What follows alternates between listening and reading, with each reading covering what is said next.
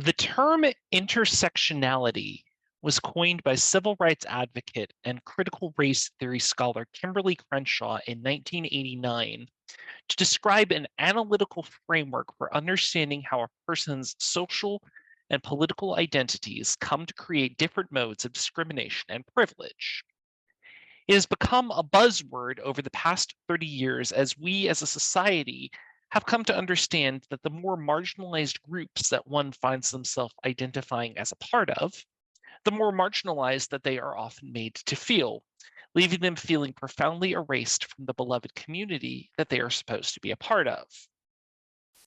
I am inviting you today to meet a man who spent much of his life and much of his subsequent history as a proud Black gay man who has resided in the margins and been all but erased from history. Yet, it was in the margins and from behind the scenes that he had a profound impact on social justice and the fight for civil rights for Black Americans throughout the 20th century. He is the gentleman whose picture you have seen in the slideshow today. I am pleased to introduce you to Mr. Bayard Rustin. Some of you may have heard his name before and know his story. For those who do not, allow me to share his story with you and why I have devoted this sermon to him today. Bayard Rustin was born in 1912 in Westchester, Pennsylvania, and was raised by his maternal grandparents, Julia Davis and Jennifer Rustin, who ran a successful catering business and raised Bayard as one of their 12 children in a large house. Julia Davis Rustin was from a prominent Quaker family, but attended her husband's African Methodist Episcopal Church and was an early member of the local chapter of the National Association for the Advancement of Colored People, or NAACP. Growing up, Bayard became all too familiar with NAACP leaders like W.E.B. Du Bois and James Weldon Johnson as frequent visitors and guests within their house, and was not long before his grandmother was bringing young Bayard along with her on campaigns to protest racially discriminatory Jim Crow laws. His grandmother's Quaker faith and progressive outlook had a profound effect on Bayard and his development into the social justice leader that he would eventually become. One story goes that Bayard, who knew as a young teenager that he was gay, expressed to his grandmother that he preferred to spend time with males rather than females. Her response was a very matter of fact, I suppose that's what you need to do.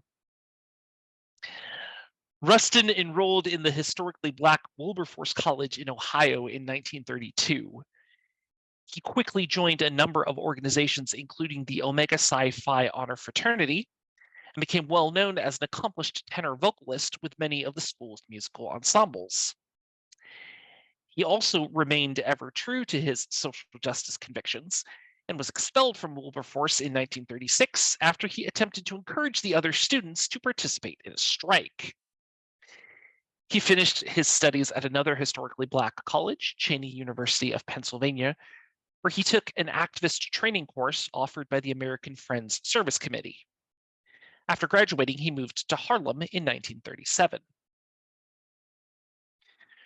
Rustin initially began his public activism by joining the Young Communist League, but became disillusioned and left the party after they stopped supporting civil rights. He then began attending Socialist Party meetings, where he met labor unionist and civil rights leader A. Philip Randolph and A.J. Must, leader of the Fellowship of Reconciliation, one of the first interfaith organizations in the United States. Rustin was quickly hired as the Race Relations Secretary for the Fellowship of Reconciliation and was an instrumental part with Must and Randolph of the 1941 March on Washington movement that resulted in the Fair Employment Act, signed by FDR, that prohibited racial and or ethnic discrimination in the nation's defense industry, and the first federal action to promote equal opportunity and prohibit employment discrimination in the United States. It was also the first piece of legislation to explicitly state that discrimination based on race, creed, color, or national origin was prohibited. This would be the first, but certainly not the last, social justice victory in Rustin's long career. Immediately after the March on Washington movement, Rustin flew to California in an attempt to help to try and protect the property of 120,000 Japanese Americans imprisoned in internment camps during World War II. Although his attempts were unsuccessful, he was promoted as the Secretary for Student and General Affairs by the Fellowship of Reconciliation in 1942. In that same year, while on board a bus from Louisville to Nashville, Rustin refused to give up his seat in the second row of a bus to a white passenger. He was promptly arrested and beaten by police when he arrived in Nashville. Rustin explained in a later interview that his decision to not give up his seat was inspired by a young white child that he had seen boarding the bus. Quote, "If I go and sit quietly at the back of the bus now, that child who was so ignorant of race relations will have seen so many blacks go to the back and sit down quietly that it's going to end up saying they like it back there. I've never seen anyone protest against it.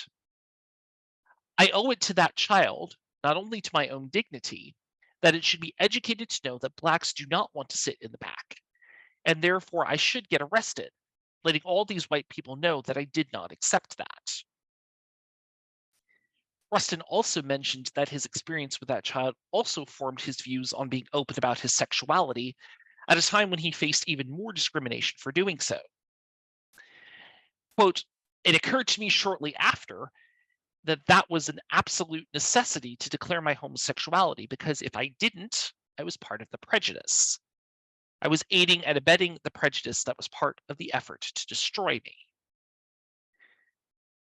That same year, Rustin helped in assisting others to form the Congress of Racial Equality, whose mission statement sought to bring about equality for all people, regardless of race, creed, sex, age, disability, sexual orientation, religion, or ethnic background. It was heavily inspired by Gandhi's idea of nonviolent resistance, and Rustin traveled to India in 1948 to learn directly from the leaders of the nonviolent resistance movement. Before leaving for India, he organized the first Journey of Reconciliation, in which mixed groups of Black and white citizens rode interstate buses into segregated southern states to force the Supreme Court's recent ruling that desegregated interstate bus travel. That program later became known as the Freedom Rides and continued well into the 1960s. Rustin was introduced to Reverend Dr. Martin Luther King Jr. in 1956 when he was recommended to King, who was in the process of organizing the Montgomery bus boycott, as a consultant on nonviolent resistance tactics. The two became close friends, and Rustin worked closely with King to establish the Southern Christian Leadership Conference in 1957. It was at this point that Rustin's sexual orientation, for which he was open about throughout his entire life, began to come into conflict with his social advocacy in the fight for civil rights. Rustin had previously been arrested in 1953 while in Pasadena for and had pled guilty to homosexual activity, which was illegal in California and for which he was not pardoned for until 2020 by Governor Newsom. Many African American leaders felt that his presence in the organization as an out gay man would undermine support for the civil rights movement and urged King to distance himself from Rustin. King refused to do so, but the pressure forced Rustin to leave the SCLC in 1960. Rustin still remained active in the civil rights movement and was a key figure in organizing the March on Washington for Jobs and Freedom in 1963, where King delivered his famous "I Have a Dream" speech on the steps of the Lincoln Memorial. Rustin was the one who scheduled him to speak.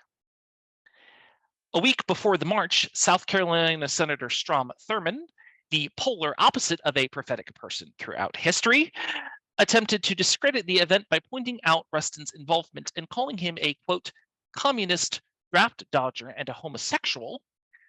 For the record, he was a socialist, conscientious objector, and a homosexual, and went so far as to have his California arrest record entered into the record and to have him investigated by the FBI.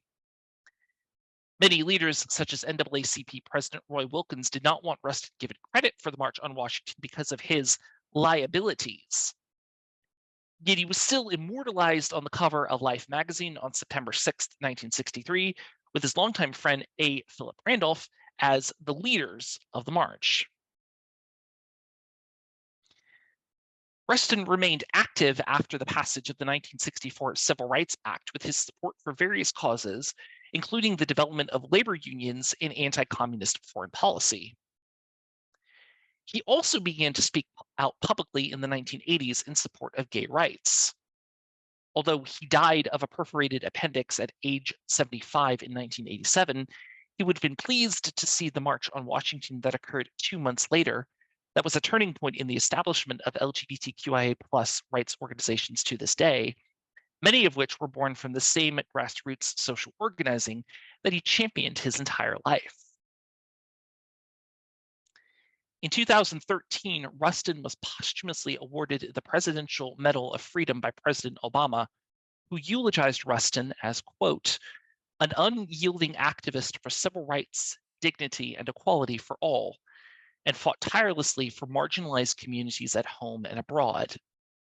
As an openly gay African American, Mr. Rustin stood at the intersection of several of the fights for equal rights. There are also plans to immortalize Rustin later this year with a Netflix movie that honors his life and legacy and the impact that he had in the fight for civil rights and the rights of all marginalized people.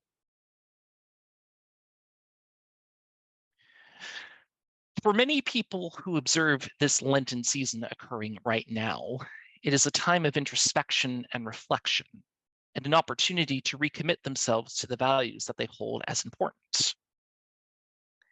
A few years ago, the UUA released a hashtag UULent calendar that invites us to reflect daily upon a word and to carry our awareness of that word throughout the day and to embody and enact it in our own lives.